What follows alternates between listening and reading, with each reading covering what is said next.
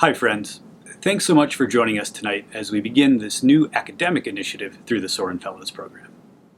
Rooted in the scholarly ethos of the DeNicolas Center, these monthly seminars, facilitated by the most exceptional faculty at Notre Dame and beyond, are intended to engage and inform you, our Soren Fellows, about enduring and contemporary topics surrounding and informed by the Catholic moral and intellectual tradition. The inspiration for this event is twofold. We anticipate that your educational experience at Notre Dame, St. Mary's College, or Holy Cross College will be rigorous and nourishing, no matter if you are an undergraduate, graduate, or professional student. However, we believe that there are some things so important to an authentically Catholic educational experience that every student, no matter their course of study or professional goals, should not only be exposed to them, but also have some familiarity and understanding of them, be it with respect to public bioethics, education policy, or Thomas Aquinas. At the same time, and in the interdisciplinary spirit of the Center, we recognize that the requirements of your degree program may preclude you from dedicating a semester to the study of these enduring topics or contemporary issues through a class or even several classes. Leveraging the Center's robust network of excellent faculty on campus and beyond, these faculty seminars are formulated in an effort to allow you the opportunity to build both an introductory familiarity with, as well as to chart a course forward with additional resources for further engagement with the topic. Again, like most of our programming this semester, these seminars would best take place in person in a classroom in DBART, OSHAG, or the law school, which we plan on moving forward once our shared life together regains some normalcy. But in the interim, we will host these online, which will allow you to access and revisit this content at your own leisure, whether in your dorm room or on a walk around campus. The format of these conversations will be as follows. Our guest will lecture for about 30 minutes, providing a high-level but substantive treatment of the seminar's topic. Then we'll be joined live via Zoom by our guest, so he or she can field questions from Soren Fellows that arose out of the seminar, and that will run for about 20 minutes or so. With that said, it's my pleasure to briefly introduce our guest this evening. Professor Carter Snead is the director of the DeNicolas Center for Ethics and Culture, professor of law, and concurrent professor of political science at the University of Notre Dame. He is one of the world's leading experts on public bioethics, the governance of science, medicine, and biotechnology in the name of ethical goods. He is the author of What It Means to Be Human, The Case for the Body in Public Bioethics, to be published this October by Harvard University Press.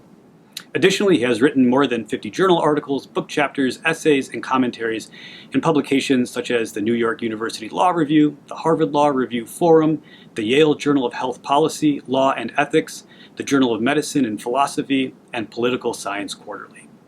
He is also the editor of 2 book series for the University of Notre Dame Press, Catholic Ideas for a Secular World, and Notre Dame Studies in Bioethics and Medical Ethics. In addition to his scholarship and teaching, Professor Snead has provided advice on the legal and public policy dimensions of bioethical questions to officials in all 3 branches of the U.S. government and in several intergovernmental fora. Prior to joining the law faculty at Notre Dame, Professor Snead served as general counsel to the President's Council on Bioethics, chaired by Dr. Leon Kass. He has testified in the U.S. House of Representatives, the Texas State House and Senate, and regularly serves as an expert witness on bioethical matters before federal courts. Professor Snead also led the U.S. government delegation to UNESCO and served as its chief negotiator for the Universal Declaration on Bioethics and Human Rights, served as the U.S. government's permanent observer to the Council of Europe's Steering Committee on Bioethics, and in 2008 was appointed by the Director General of UNESCO to a 4-year term on the International Bioethics Committee. He is also a member of the Pontifical Academy for Life, the principal bioethics advisory body to Pope Francis, and is an elected fellow of the Hastings Center, the oldest independent bioethics research institute in the world. As a reminder, Professor Snead will join us for a live Q&A immediately following his lecture. You are encouraged to submit your questions through the chat function throughout the lecture, and our staff will do our best to get to them during the live Q&A. So stick around. Hi, everybody. So excited to be participating in the faculty seminars. It's an amazing idea that our wonderful leader, Pete Lapsey, came up with. And being a law professor, a lot of you undergrads, unless you come to Notre Dame Law School, which I encourage you to do, won't ever have an opportunity to study with me. I'm a teacher and a researcher and engaged in public service in the domain of public bioethics. Public bioethics is defined as the governance of science, medicine, and biotechnology in the name of ethical goods. So whereas bioethics is just a field of scholarly inquiry with abstract questions about what we owe to each other in the context of the delivery of medical care or research involving human subjects or other issues involving the development of biotechnologies that raise pressing or vexing normative questions, public bioethics is where those questions enter into the governing process. That is to say, through the work of the legislative branches of government, through the work of the executive branches of government, both at the state and federal level, as well as in the judiciary, both at the state and federal level, including the U.S. Supreme Court. The issue of abortion, for example, the law of abortion, is a kind of pristine example of American public bioethics. I've just finished a book called What It Means to Be Human, The Case for the Body in Public Bioethics, which I highly recommend to you. It'll be available on October 13th, being published by Harvard University Press. And it's written at a level that would be intelligible and I hope interesting to undergraduates, lay people. You don't have to be an expert in science or medicine or law to understand the arguments of the book. And I think one useful way to kind of give you guys a primer, an introduction on public bioethics, is to talk a little bit about the book, because I think what the book does, or at least what it tries to do, is to lay the groundwork for understanding the richest way to understand public bioethical questions, and it offers a kind of substantive critique of mistakes, important mistakes in public bioethics, relating especially to the vital conflicts of abortion, assisted reproduction, and end-of-life decision-making, including not just the termination of life-sustaining measures, but also including assisted suicide and euthanasia. Okay, so I'm going to describe the book a little bit, and I think that's a useful way to give you guys a basic understanding of what public bioethics is, how to think about it, how to sort of enter into the questions, and also what the unique contributions of the Catholic moral and intellectual tradition are to this particular domain. And I think they're very important, these particular contributions. But not only are they valuable for us Catholics, but they're also valuable for anybody who can understand and be moved and persuaded by the principles that our church has affirmed for millennia. But again, you need not profess our faith to understand and be persuaded by the arguments and to embrace the public policies and laws that follow from those principles. Okay? So I've already defined for you what public bioethics is. It's the governance, underlying governance of science, medicine, and biotechnology in the name of ethical goods. Now, to a person who hasn't thought much about it, it might seem to you odd that the law would be so deeply intertwined with normative questions. You frequently hear people say things like, oh, law and morality should be kept separate, keep your morality off my laws or whatever.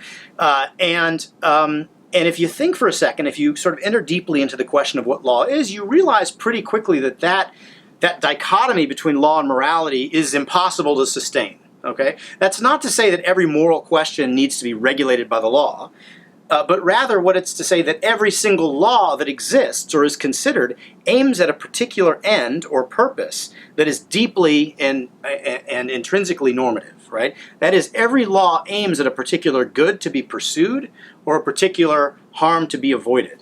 And those goods can be formulated at different levels of abstraction. You can say the law aims to promote economic efficiency, or the law aims to promote safety, or the law aims to promote health, or something along those lines. But then you want to drill even more deeply still, because to understand the law most richly, you have to understand the even deeper principles of justice and equality and freedom that underwrite and undergird these normative aims of the law. Okay, so there is no law that exists that is not arbitrary and capricious, that is not rooted in a very particular normative set of commitments, whether they be superficial policy commitments, or you drill down a level deeper still, and you're now in the realm of conceptions of justice and equality and so forth. You can do that, and I think, and the argument we make at Notre Dame Law School and elsewhere is the richest understanding of the law is to drill down into that normative structure, so you can ask hard questions about whether or not the doctrines of the law or the mechanisms of the law are well designed to advance those goals, right? That's a question of fit. Or you can ask a question about whether or not the underlying goals themselves are wise or good or humane, right? Now, in the book, I make the argument that the richest and best way into questions of public bioethics is precisely in this mode, right? You don't just ask, what is the law of abortion in the United States? And in fact, you don't even just ask, what's the normative structure of the law of abortion? What is its principle of justice? What is the principle of equality that it assumes? In fact, the argument that I make, and this is the first claim of the book, it's a methodological claim, is that the richest way to understand any law or policy, but especially rules and laws and policies relating to public bioethics, is through the question of what does the law assume, who does the law assume a person is, and what constitutes human flourishing. Another way to say that is it's an anthropological, in the sort of original sense, not in the modern sense. In the original sense of an account of what it means to be a human being, you have to ask, what does this law assume a human being is, and what constitutes his or her flourishing, okay? And at this point, someone might say, well, whoa, people strongly disagree about that. How can we, in a pluralistic country, how can we allow the law to embrace a particular understanding of human identity and human flourishing when that's a fundamental issue about which people strongly disagree?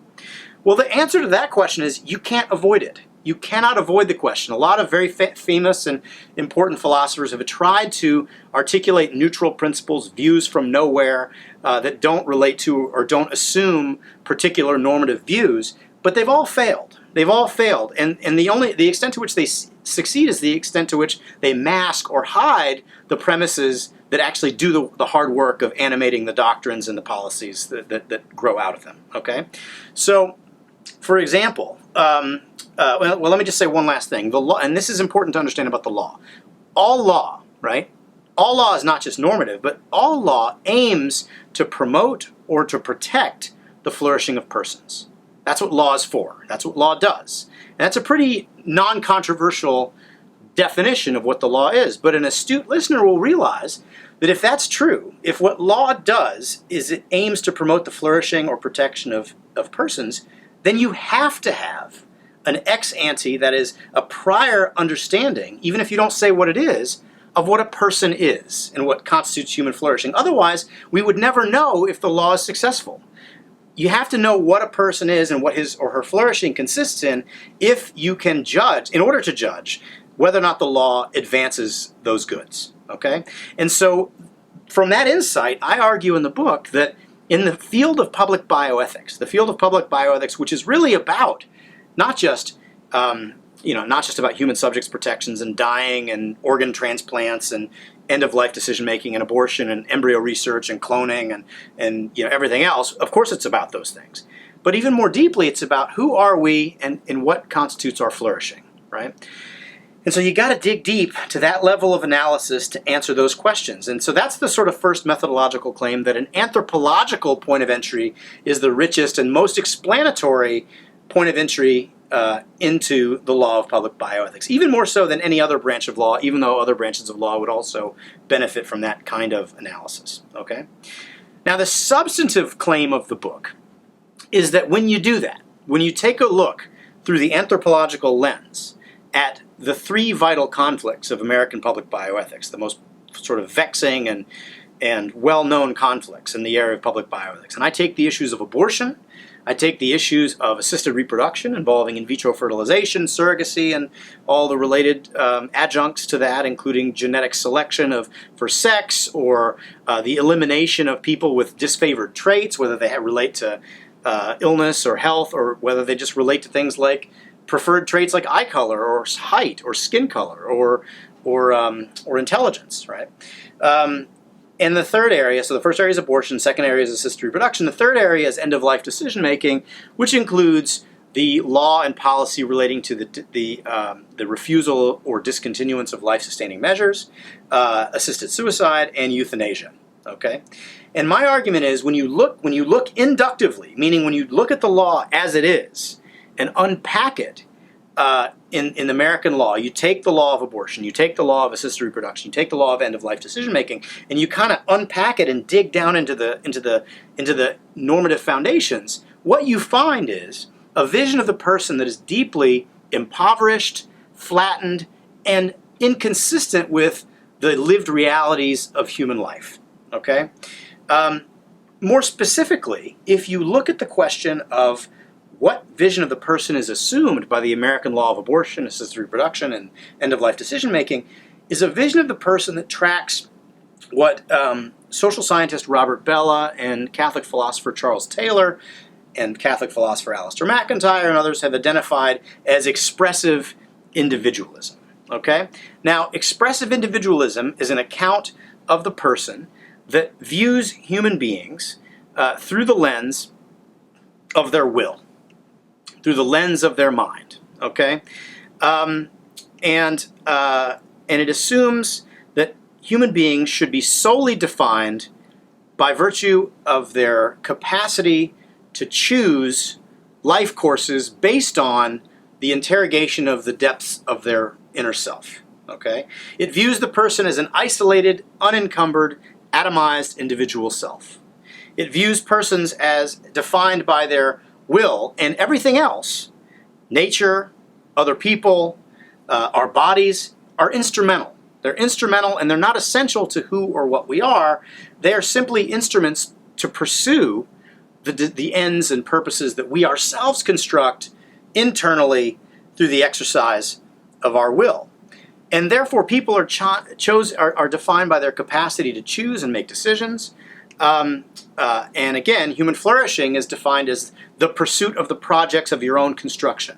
And it comes with an imperative to live out, as Charles Taylor says, your own originality, to find your authentic originality, irrespective of the norms or mores of your community, irrespective of the relationships you have with other people or the traditions in which you find yourself, to find your authentic originality and to express it and to follow it. Okay, and oftentimes that can be transgressive of the norms of the community.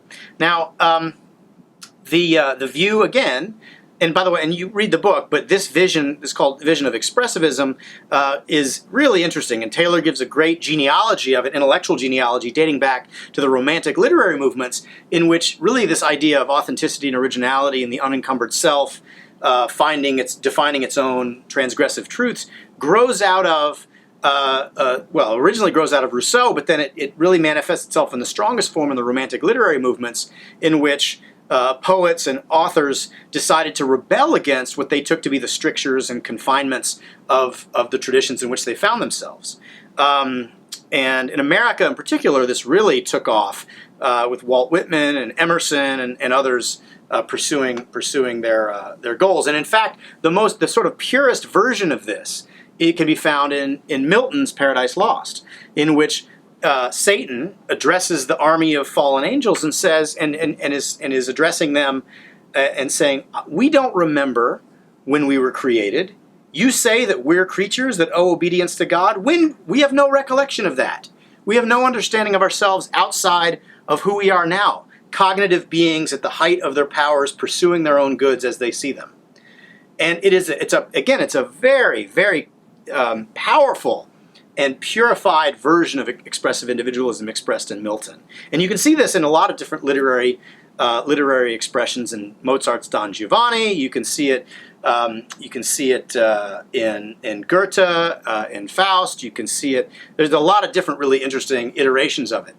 But then it enters in the 20th century into normal human parlance. And then, as Bellah points out and MacIntyre points out, with the advent of advances in psychotherapy, new corporate forms, people started to define their own flourishing in the exact same terms. And in the 1960s, the human sexuality and sexual expression became a key mode of expressivism, and you can see how that immediately pivots and turns into the issues that I'm talking about with abortion, assisted reproduction, and end-of-life decision-making. Okay? But one of the things about expressive individualism is it's also, to use a technical term, anti-teleological, meaning it rejects the notion that any of the external givens that we encounter in the natural world are normative or are a useful guide to negotiate the meaning of our experience. Only the unique and original inner voice that we have ourselves is definitive of what we should do, how we should act, how we should configure our lives. Okay? And one thing that follows directly from this expressive individualism is that we have no unchosen obligations or constitutive attachments. Okay? You're not bound to do anything or to hold back from doing anything unless you have previously agreed to do so in a kind of contractual form, in a contractual sense, right? And you can see that this really, how expressive individualism privileges cognition, right? Cognition, intention, will. You can, I'm only bound by those things that I freely agree to do, okay? There's no set of people who have claims on me absent my prior agreement or my willingness to do it. There's nobody that I owe anything to. And personal relationships are understood as instrumental and transactional. People encounter each other as isolated wills. Sometimes they come together in collaboration to pursue mutually beneficial ends, but most of the time they encounter each other as adversaries that have to overcome one another. The world of expressive individualism is a world of strife. And you can see that, fast forwarding to the question of public bioethics, the legal tools that the law authorizes and ratifies are the tools that are appropriate to a world of strife. In the context of abortion, it's the right to destroy an unborn child, to liberate yourself from the burdens of an unborn child that you don't want. In the world of assisted reproduction, it's the freedom to create a baby by any means necessary, by any means that you choose to pursue, to realize the project of the designs of your will, right?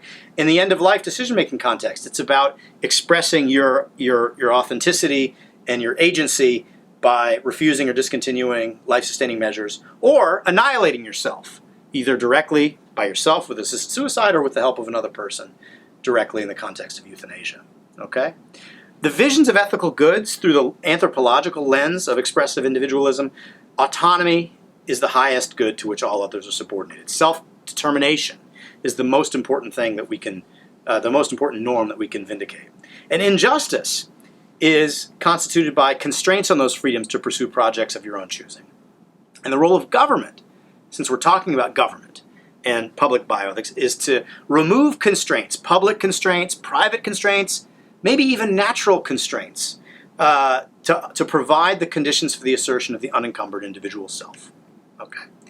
Now, why is this vision of the person badly suited for public bioethics? The answer to that, I think, is we're benefited by reminding ourselves of something that Alasdair MacIntyre said in his book Dependent Rational Animals, which I encourage you all to read. He talks about different frames of thought being forgetful of the body. Okay? The reason expressive individualism fails miserably, and it fails the weakest and most vulnerable among us, is because it doesn't take seriously our embodiment as beings. Okay? We are, not have, but we are bodies, okay? Human beings are bodies. We encounter one another as bodies. We experience ourselves as bodies, living and dying bodies, bodies that get sick, bodies that desire procreation, bodies that become pregnant, bodies that are fearful, that enroll in clinical trials. We are bodies. We're a unique combination of body and mind, okay? We're an integrated being with body and mind. We are not a ghost in the machine. Who we are is really up here, and everything else is kind of an instrumental good to help us realize the goals of what's up here, okay? That's a lived reality that we can all identify with and I think agree to no matter what our faith tradition is, right? It is the case that you are a body, and when your body gets sick or when your body changes, it affects everything, right? It affects your mind, it affects your mood, it affects your behavior, it affects your abilities, it's inarguable, and I think a fairly non-controversial proposition, that we are bodies. But the vision of expressive individualism does not make sense of our body except as a tool. It doesn't make sense of our body as part of us, as being us, that we are in fact bodies, not that we have bodies. And some of the realities that come with embodiment are especially important to public bioethics, namely the fact that we are vulnerable, right? Because of our embodiment, we are vulnerable, especially at the weak stages of our life, right? When we're at the margins of life, when we're born and when we are at the end of our lives, we're especially vulnerable. But everybody passes through periods of profound vulnerability, and because of that, dependence on others. That's the other feature of embodiment, is we're mutually dependent upon one another as well. Okay? Alasdair MacIntyre says that we all exist on a scale of disability. And it's always the case that no matter who we are, at some point in our life, maybe if we're lucky, it's just at the beginning and just at the end, But it probably won't be the case that it's only those 2 points. There are points in our life where we become profoundly dependent upon other people for our very survival, but not just our survival, also our self-understanding. We define ourselves and measure ourselves. You can't do it in a vacuum, right? You do it in conversation with others. Charles Taylor calls us dialogical creatures. We define ourselves in conversation with one another. We're storytelling creatures, as Alistair McIntyre says. We need a narrative to make sense of what we are, and you can't have a narrative if you're an isolated atomized will. Michael Sandel says, I exist in a history that I can neither summon nor command, right? Alistair says, I can only understand myself if I understand what and whose story I'm a part of, okay? And all of this entails and requires other people. All of this, I think, flows from the fact of our embodiment. And because of our embodiment, we're also subject to natural limits, right? We're all going to die. We are all finite. And so any anthropology that assumes that I'm merely a disembodied will and that everything else is instrumental is going to miss this fact. And in the context of public bioethics, what you're missing is you're missing unchosen obligations to vulnerable other people.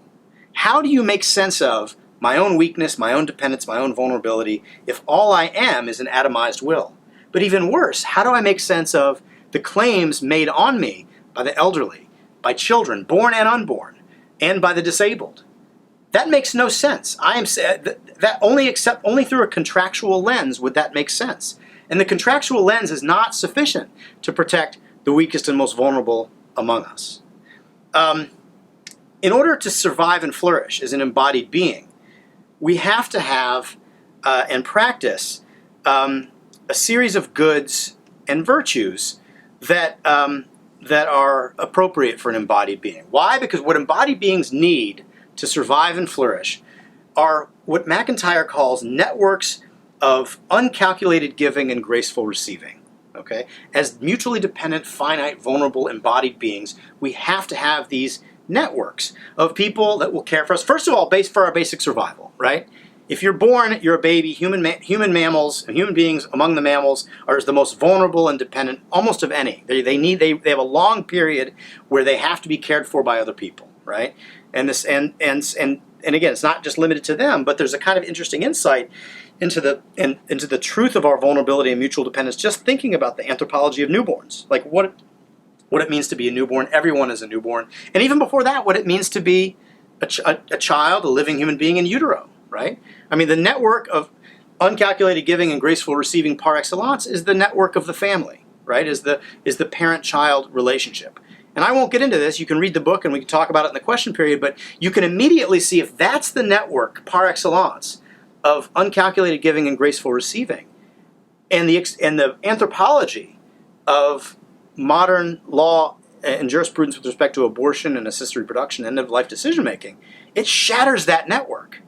Right? There's no necessary connection in that network absent prior agreement. It shatters the most important network of uncalculated giving and graceful receiving on which we depend.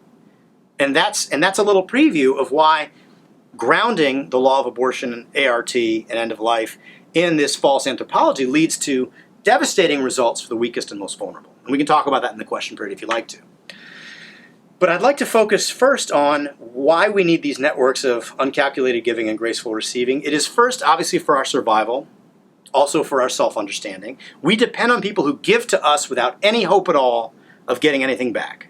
Right? It's not the case that our parents took care of us when we were little and made all kinds of sacrifices for us because they were getting something back for it. Right? It wasn't a transaction.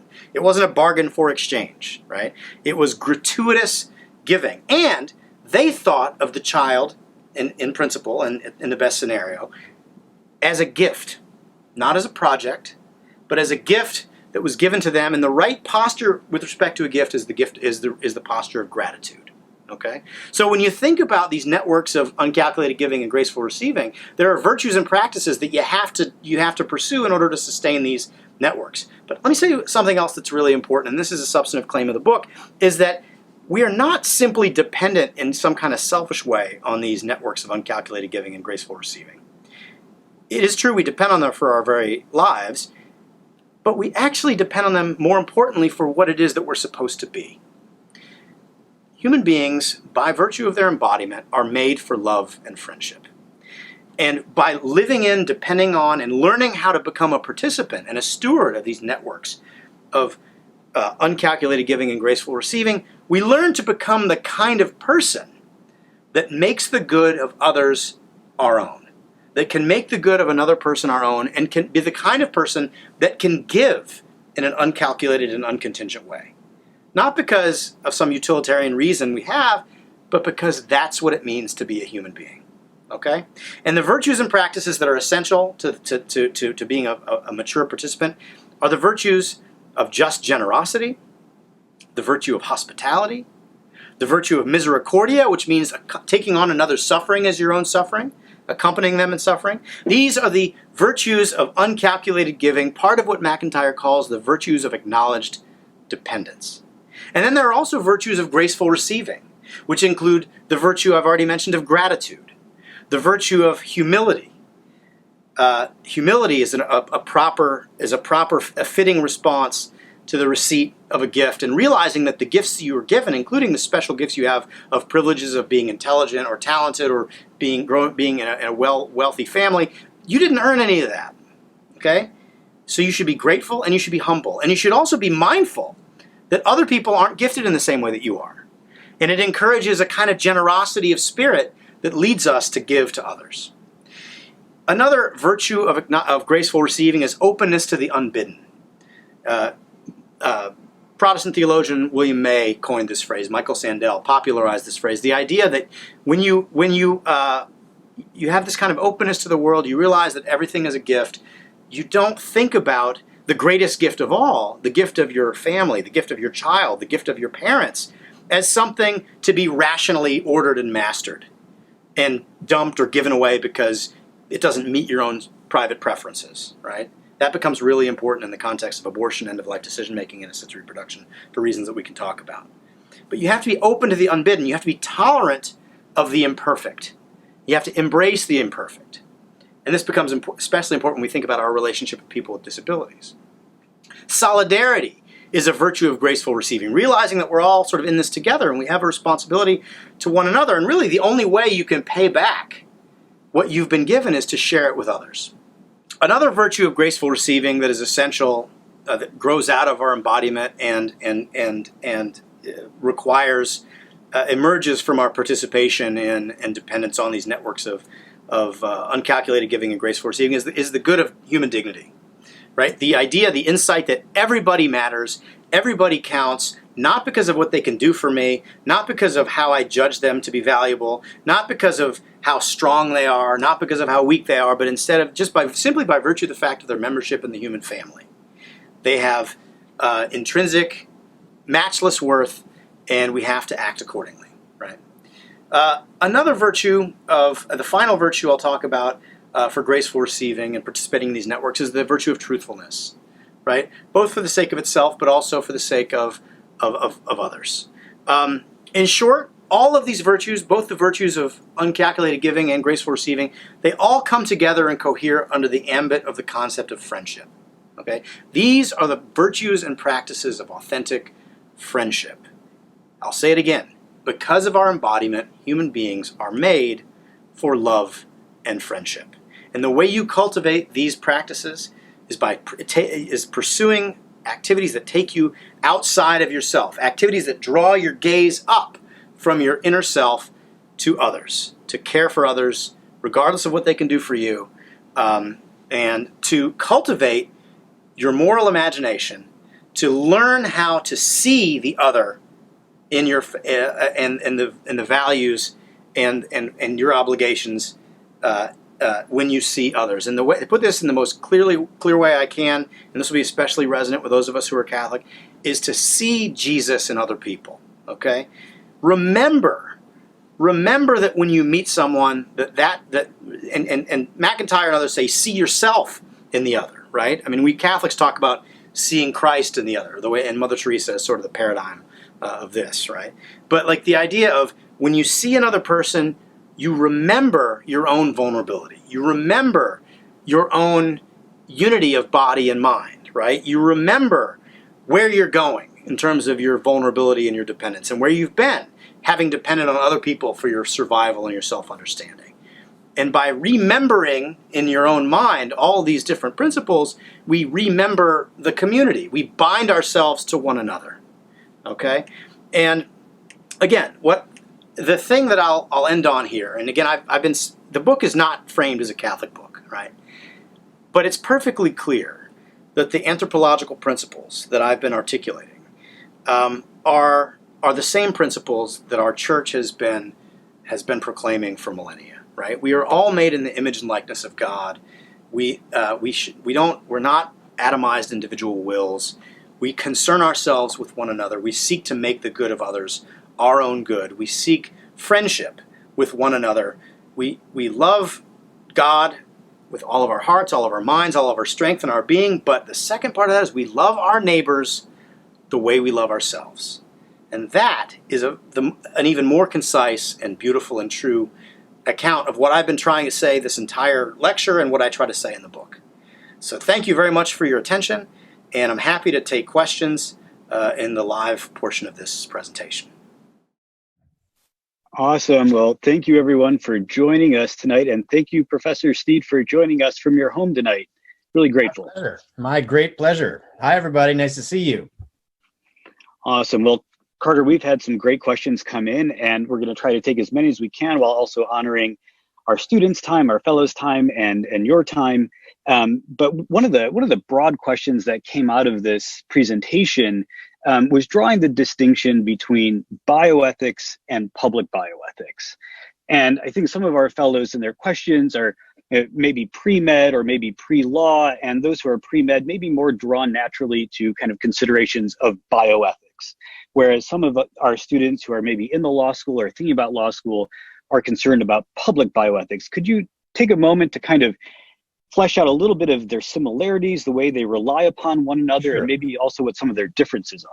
Yeah, absolutely. So bioethics itself is a field of intellectual inquiry. Okay, so bioethics is I don't think it's fair to call it an academic discipline. I think it is at its best interdisciplinary. It's a conversation between people with different specialties: physicians, scientists, theologians, philosophers, legal scholars, social scientists, and the like.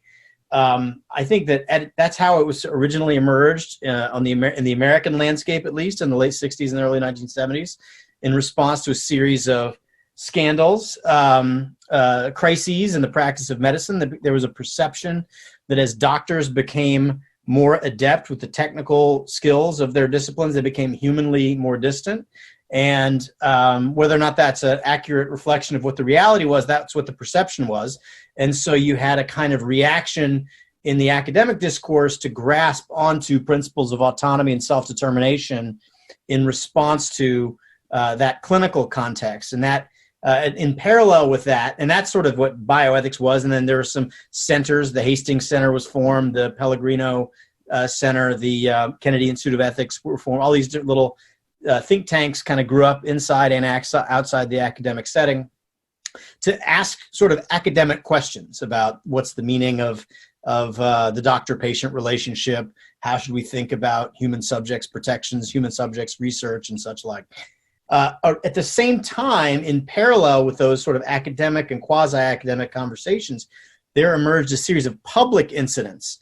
And I talk about three of them in the book. I talk about the publication of an article in the New England Journal of Medicine about 22 highly unethical human subjects research experiments involving no consent at all, except in 2 cases of the 22, in which children, intellectually disabled children, were injected with hepatitis. Folks suffering from dementia were injected with live cancer cells. People were exposed to different kinds of infections in the military or in the prison setting. And this sort of sent shockwaves through the not just the intellectual community, but also the government. And around the same time, it came to light that our own government in 1932 started a series of observations in Tuskegee, Alabama, Macon County, Alabama, which is a very poor area, mostly populated by poor African-American sharecroppers. And in the 30s, they had the highest incidence of syphilis of any community in the country. And so U.S. federal, not federally funded, but actually U.S. government employees went to Tuskegee, Alabama, and told the poor residents there that they were simply checking them for bad blood. They never told them that they had syphilis, never gave them any treatment, and the plan was to watch the natural history of the disease progress untreated. And then even more scandalously, in the 1940s, when antibiotics became a standard of care, which would ameliorate some of the symptoms of this terrible disease, they not only didn't give them antibiotics, they deceived them and prevented them from getting antibiotics from the local medical community and even the local university. Terrible scandal. And then the third scandal that gave rise to public bioethics was a scandal, again, uncovered in the Washington Post about a discussion at the National Institutes of Health, the U.S. government research agency, federally funded research involving babies that had just been aborted outside, ex utero, outside their mother's bodies, aborted, imminently dying, but still alive. And there was research being done on these newborn aborted babies that would extend their lives and cause them enormous suffering in addition to the suffering that they already endured at the hands of the abortionist. And so these three events gave rise to a massive pushback in the public square, and hearings were convened, and statutes were passed, and this sort of gave rise to the area of public bioethics, which I described in my talk as the governance of science, medicine, and biotechnology in the name of ethical goods. So that is the work of not just the political branches of government, the legislature and the executive branch, but also the work of courts.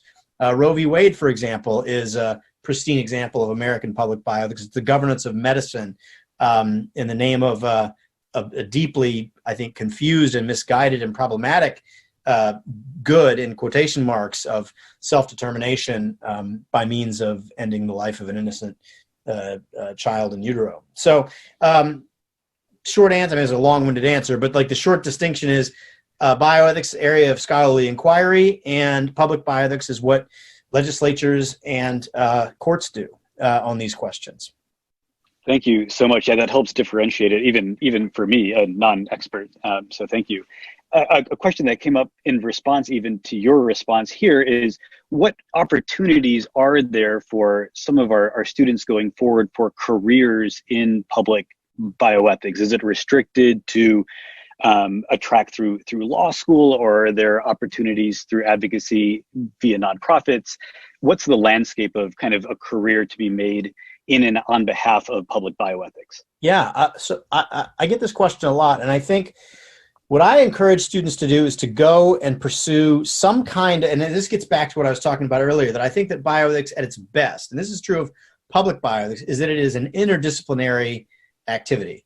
So that means the participants have to have expertise in a field. It can't be, a big mistake people make is they will go and they'll get a master's degree in bioethics or even a PhD in bioethics, and it's a lot of small bites at different disciplines without actually becoming genuinely immersed in any one of those disciplines. And I think it's not the best way into the field. I think it's better to enter in through the mastery of one of the foundational disciplines. So that's law. You can go to law school. You can go get a PhD in philosophy. You can get a PhD in theology, moral theology. I mean, at its inception, moral theologians were really the original thinkers in American bioethics and American public bioethics. I mean, it is moral theologians are in some ways some of the best situated folks to make arguments and understand arguments. Gil Meilander, for example, who is a Lutheran Christian moral theologian, was a member of the President's Council on Bioethics, and he is just, I mean, you know him, Pete. He's just an extraordinary person. He's brilliant. He frequently writes essays that are beautifully written, but they're also accessible to a wide variety of folks and that have themes that resonate with all people, not just folks who are his co-religionists. And look, Paul Ramsey, Joseph Fletcher. I mean, at the very beginning, moral theologians kind of dominated. Richard McCormick sort of dominated the scene. So it'd be a tough sled to go and get an MD for the sake of being involved in bioethics. But physician, those who have expertise in the clinical practice have a special sort of understanding and insight to weigh in on clinical questions, right?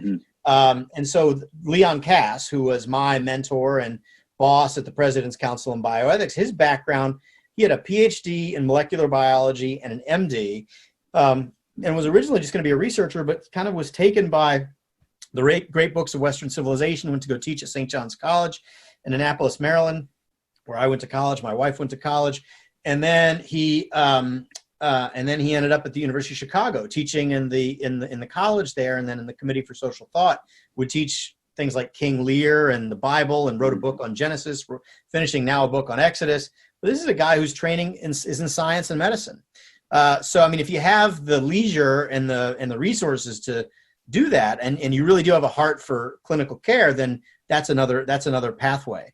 But the fundamental point is, don't get a PhD or an MD or an MA in bioethics. Go become a master of a particular field that's relevant to the question of bioethics and enter in through that pathway. That's my suggestion. And then the second part of the question is, what can you do, right? You can do all sorts of stuff. I mean, I had a research assistant when I was the general counsel of the President's Council on Bioethics. She was going to law school at night. She left and became counsel after she graduated, counsel to a committee in the House of Representatives who had oversight responsibility for the Department of Health and Human Services and the FDA and the NIH. And so she was involved directly in questions relating to medicine and biotechnology and human subjects research through an ethical lens, albeit with the tools of the law. I mean, there are lots of interesting think tanks. I mean, the Ethics and Public Policy Center in Washington, D.C.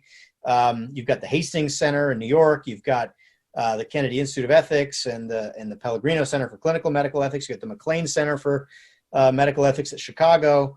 There are a lot of different places where you could, be a researcher or a policymaker. There's all kinds of interesting points of entry. But my as a lawyer and a policy person, I strongly recommend that folks get involved through the legislative and executive branches of government, where you can advise policymakers and you can advise lawmakers and those who are charged with enforcing the law how to best approach these complicated questions. Yeah. Thank you so much, Carter, for that. That's incredibly helpful. For those who maybe aren't looking to pursue a professional path on behalf of public bioethics, what would be some resources, books, or people that they should kind of keep an eye out for, or ways in which they can kind of, even at a baseline fundamental level, begin to build a familiarity and vocabulary surrounding kind of these issues that clearly aren't going to go away and are going to be kind of incumbent upon every Catholic to kind of witness toward or witness against as we move forward culturally? Yeah, so I think, you tell me, I think we're going to give everybody a copy of my book. Absolutely. Absolutely. Those who attend, that just because I will benefit financially, although that is true. No, my book is designed for lay people, right? I mean, there's an entire chapter that will give you a pretty concise arc, starting with from 1966 to 2016 on the arc of American public bioethics in a pretty full account. And that's it's a sort of thematic genealogy of the American public bioethics. That's a good point of entry. And then I've got and a very deep dive into abortion, assisted reproduction, and end-of-life decision-making, along with an extended reflection on the kind of anthropological methodology that I espoused in my talk. I think that Gil Meilander, if Gil Meilander writes something, you should read it. I mean, no matter what it is. Our first book in the Catholic Ideas for a Secular World was written by a Lutheran, Gil Meilander, the book series we have here at Notre Dame Press, through the center, the Nicholas Center. And it's about adoption, and it's a beautiful book about adoption. And it's a theological, and Gil is so smart. He's like Alistair. He's mastered all kinds of literary works and philosophical works and even popular culture. It's just very, very interesting. And he's got a little book called Body, Soul, and Bioethics.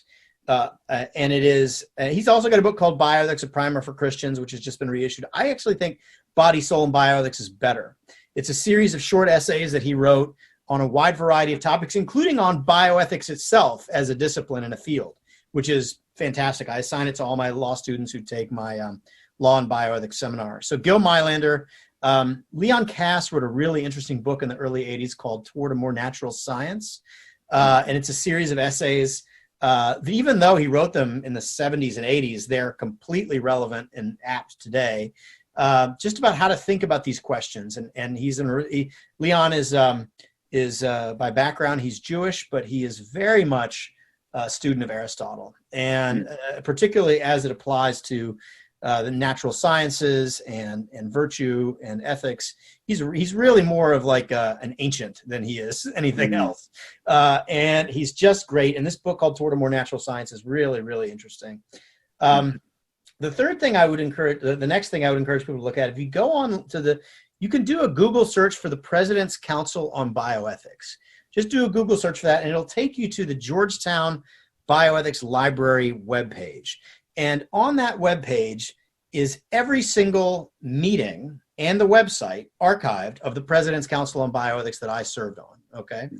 And it has a transcript of every single meeting that we had, but it also has, for those books where copyright permits it, and almost all of them do, it has PDF versions of every report that we did, okay? And anything that you're interested in, and it's organized thematically. If you're interested in assisted reproduction or end of life or organs or the definition of death, you can go on there and read these amazing conversations between these extraordinary people who were on the Council on Bioethics and the witnesses that we brought before the council to testify. And the first meeting of the President's Council on Bioethics, the first thing we talked about was a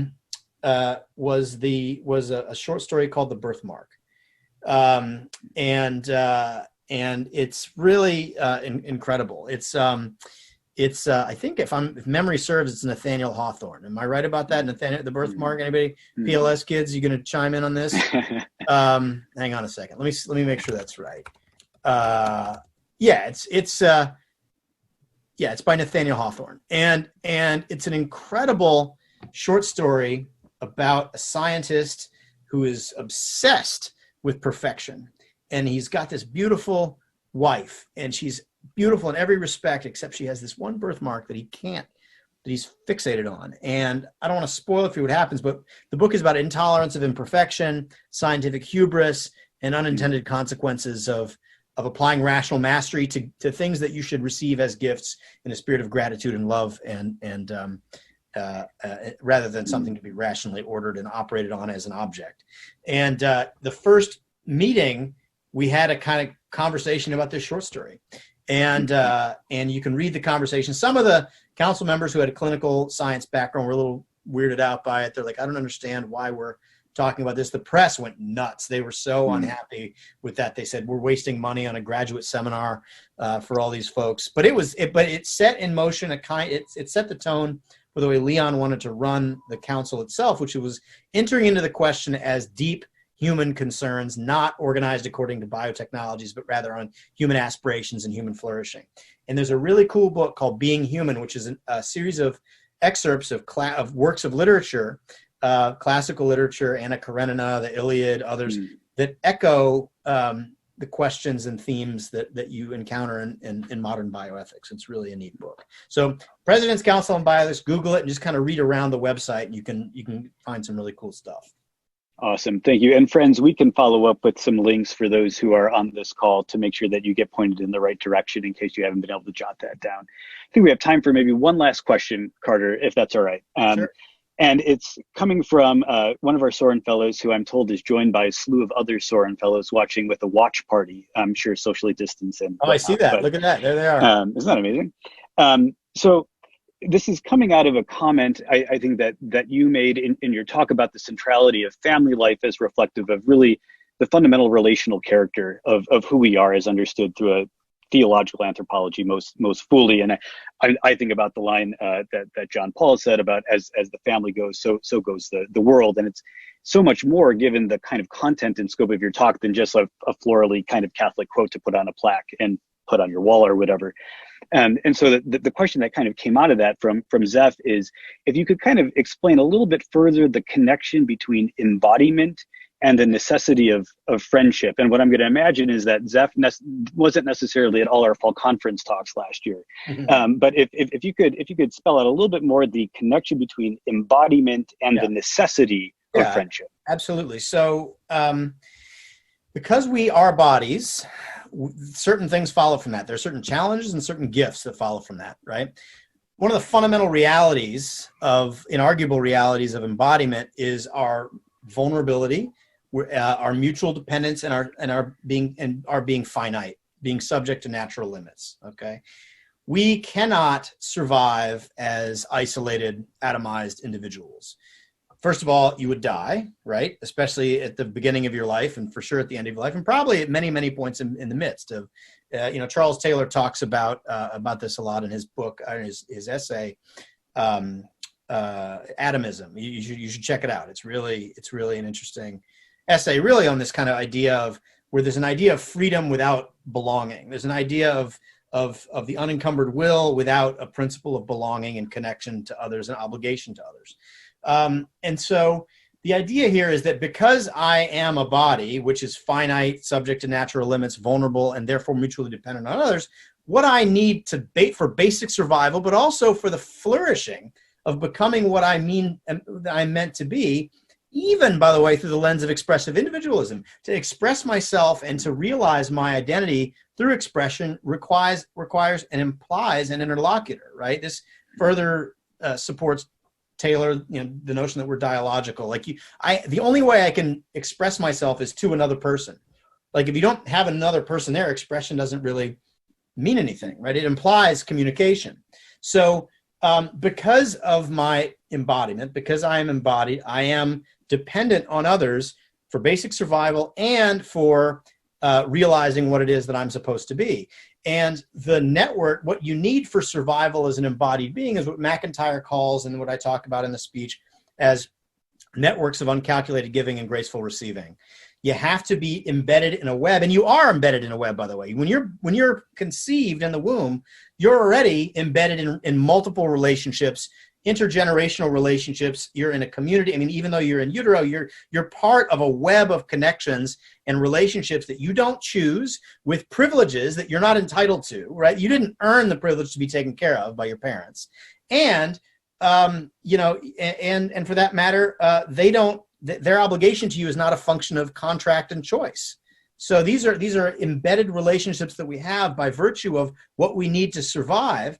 And in these webs of uncalculated giving and graceful receiving, there are certain virtues and goods that have to be cultivated and practiced to sustain them, which McIntyre calls the virtues of acknowledged dependence, and then a few other virtues that I talk about in the talk: just generosity, hospitality, misericordia, accompanying others in their suffering, as well as gratitude and solidarity and human dignity, and truthfulness.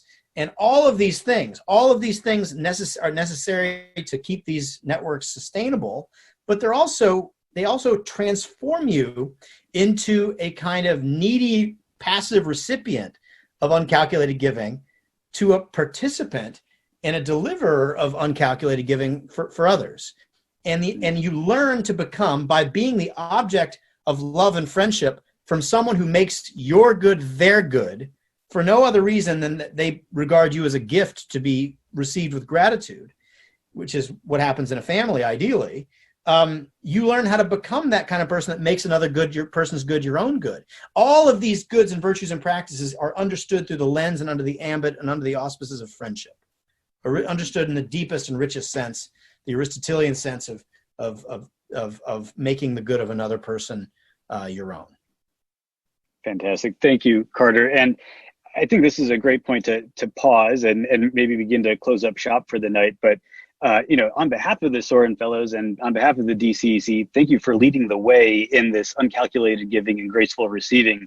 The work of the DCEC, both from the internal perspective as a staff member, but also from all of our students and fellows, we're following your lead. So thank you for your witness on behalf of all that's good, true, and beautiful, and our Blessed Mother's University. Well, thank you, Pete, and you are inspiring to me and to everyone that you meet, and our Soren Fellows are a source of inspiration, and I'm just fortunate and blessed to be able to play some small role in our shared life together.